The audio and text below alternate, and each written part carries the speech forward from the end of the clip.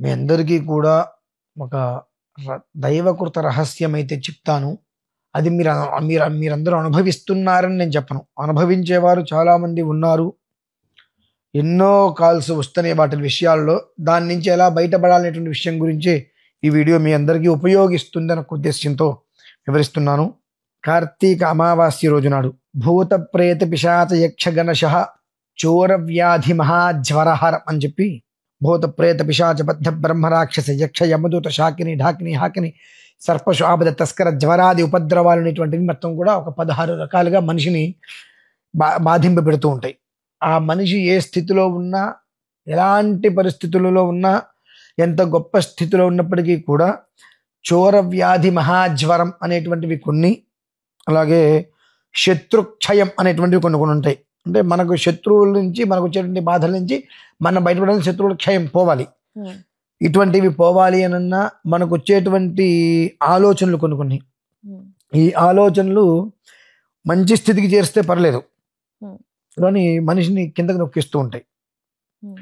అమావాస్య వస్తుంది అనగానే దాని యొక్క ఫలితాలు మనిషిని చాలా బాధింపబెడుతూ ఉంటాయి. రకరకాలుగా అప్పటి వరకు ఉన్నటువంటిది వేరు, అమావాస్య దగ్గరకు వస్తుంది అంటే దాని నుంచి వచ్చే లక్షణాలు వేరుగా ఉంటాయి. ఈ రకంగా మానసికంగా, శారీరకంగా పిచ్చగా రకరకాలుగా ఎందుకు, ఏంటి, ఎలా, ఏం చేస్తున్నామో అర్థం కాని పరిస్థితులలో కొన్ని వందల వేల కుటుంబాలు చూస్తూ ఉంటాము. కొన్ని వందల వేల మంది ఫోన్ చేసినప్పుడు దీని గురించి ప్రస్తావనిస్తూ ఉంటారు, బాధేస్తుంది. అటువంటి వారందరూ కూడా ఆ అమావాస్య రోజు నాడు కొన్ని రకాలైన విశేషమైన ప్రక్రియలు ఉంటాయి. ఆ ప్రక్రియను కనుక పూర్తి చేసుకోగలిగితే శత్రుక్షయం నిర్మలం, శత్రుకృత దుస్తంత్ర దురుపద్రవాలు, మనం ప్రశాంతంగా ఉన్న మన మీద పడి ఏడ్చేవాళ్ళు, లేదా కర్మ ప్రారంధం మనల్ని డామినేట్ చేస్తూ ఉంటుంది. మన ఆలోచన ఒక రకంగా ఉంటుంది, అవసరం ఒక రకంగా ఉంటుంది. మన ఆలోచన కాదు, ఇది ఇలానే ఉండాలి, కానీ అవసరం అనేటువంటిది దానికి ఇక ఇది తప్ప ఇది గొప్ప అనేటువంటి ఆలోచన చేయనిదు. ఆ స్థితికి మనిషిని తీసుకెళ్ళిపోతూ ఉంటుంది. అదే దిగజారచ్చు, పైకి ఎక్కచ్చు, చెప్పలేం. ఆ స్థితికి తీసుకెళ్ళిపోయి మనిషి మెంటల్గా దిగజారిపోతూ ఉంటారు పూర్తిగా. అటువంటి మానసిక ఒత్తిడి ఎవరైతే అనుభవిస్తున్నారో వారందరూ కూడా ఒక రకంగా చెప్పాలంటే నెగిటివ్ అనేటువంటిది ఒక మాట మనం వింటూ ఉంటాం. ఆ నెగిటివ్ ఎనర్జీ అది ఎలా గమనించాలి అని అంటే, ఒకటి అమావాస్య దగ్గరికి వస్తుంది అనుకున్నప్పుడు ఇక్కడ ఈ మధ్యలో ఉంటుంది చూసారండి, ఆ మధ్యలో లాగేస్తూ ఉంటుంది. ఆ ఈ లాగేయటం వల్ల మనం గట్టిగా ఒక ముడి వేస్తే ఎలా ఉంటుంది అంటే, ఈ తలకాయకి ఇలా ఒక దారం కట్టేసుకొని గట్టిగా ముడి పురి తిప్పేస్తుంటే ఇక్కడి నుంచి ఇదంతా లాగేస్తూ ఎలా అయితే ఉంటుందో అలా లాగేస్తున్నట్టుగా ఉంటుంది. మనిషిగా తెలిసిపోతుంది.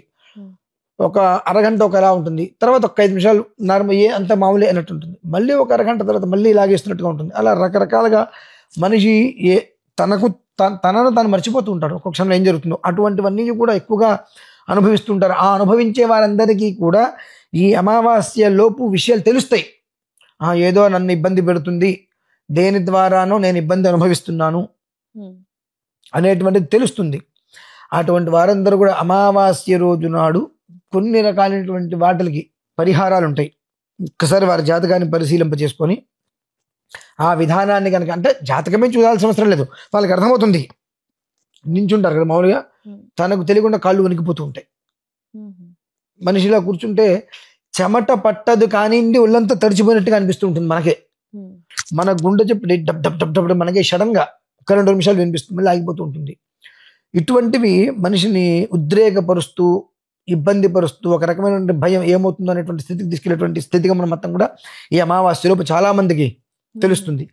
ఆ ఒక వైబ్రేషన్స్ ఎవరికైతే తెలిసిందో, ఎవరైతే తెలుసుకోగలిగారో వాళ్ళు ఆ అమావాస్య రోజు నాడు చేసేటువంటి ప్రక్రియను నిర్వర్తించుకోగలిగితే దాని నుంచి శత్రుక్షయం నిశ్చలం, దాని నుంచి సుమారుగా 75 నుంచి 80% బయటపడటానికి చక్కటి అవకాశం వాళ్ళందరికీ కూడా భగవంతుడు ఇస్తున్నాడు.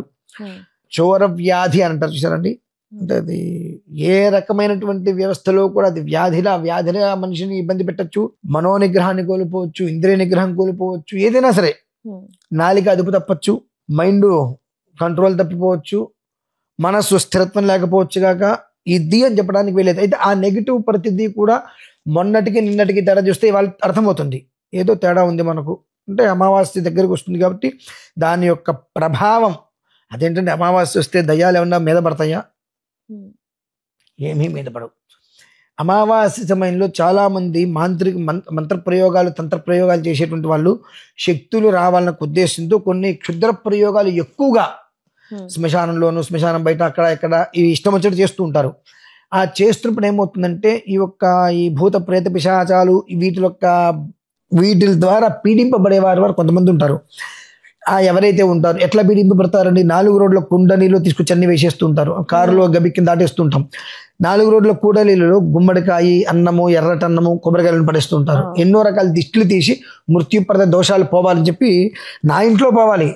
ఎదుటివాడి ఇంట్లో చచ్చిపోవాలి నా ఇంట్లో మృత్యుప్రద దోషం పోవాలి కానీ ఎదుటివాడు మాత్రం చచ్చిపోవాలి అదేంటంటే అంటే అవి తీసుకొచ్చి రోడ్డు మీద పడేస్తే అదే జరిగేది మరి ఎంతమంది ఎన్ని ఇబ్బందులు పడతారు తద్వారా ఎంతో మంది నెగిటివ్ తో ఆ ఇబ్బందులు అనుభవిస్తుంటారంటే వారందరికీ కూడా ఈ అమావాస్య అందులోంచి బయటకి పడడానికి సరియగు సమయం అంది దాన్ని జాగ్రత్తగా కనుక వాళ్ళు ఉపయోగించుకోగలిగితే చక్కటి జీవితం ఏర్పడుతుంది వాళ్ళకి ఏం చేయాలంటారు అమావాస్య రోజు నాడు కొన్ని రకాల ప్రత్యేకమైనటువంటి కర్తువులు జరుగుతూ ఉంటాయి వారికి ఏదైతే ఇబ్బంది కలుగుతుందో ఆ ఇబ్బంది ఫలానా అనేటువంటి విషయాన్ని మనకి తెలియచేస్తే దానికి తగ్గ రెమెడీ అక్కడ ఏంటంటే జ్వరం వస్తే ఒకటే టాబ్లెట్ ఇప్పుడు కేవలం ఈ ముఖం ఒకటే నోటికి ఒక రకమైన టాబ్లెట్ ఆ పళ్ళకు ఒక రకమైన టాబ్లెట్ నాలికి ఒక రకమైన టాబ్లెట్ కొండనాలకు ఒక రకమైన టాబ్లెట్ దంతాలకు ఒక రకమైనది ముక్కుకు ఒక రకమైనది కంటికి ఒక రకమైనది ఇట్లా మొహం మీద భద్రకాలు ఏవైతే ఉన్నాయో అలానే ఆ మనిషి తనకు వచ్చినటువంటి ఇబ్బంది చెప్పినప్పుడు అంటే ఈ రకమైన సమస్య అతను ఎదుర్కొంటాడంటే ఓకే దీనికి ఏ ప్రయోగంతో అతను బయటపడేయాలి అనేటువంటిది అందులో చెప్పబడి ఉంటుంది కాబట్టి దాన్ని అనుసరించి ఆ ప్రక్రియలో అతను కనుక వ్యవస్థ చేసుకోగలిగితే బయటపడతారమ్మా అంత గొప్పది అమావాస్య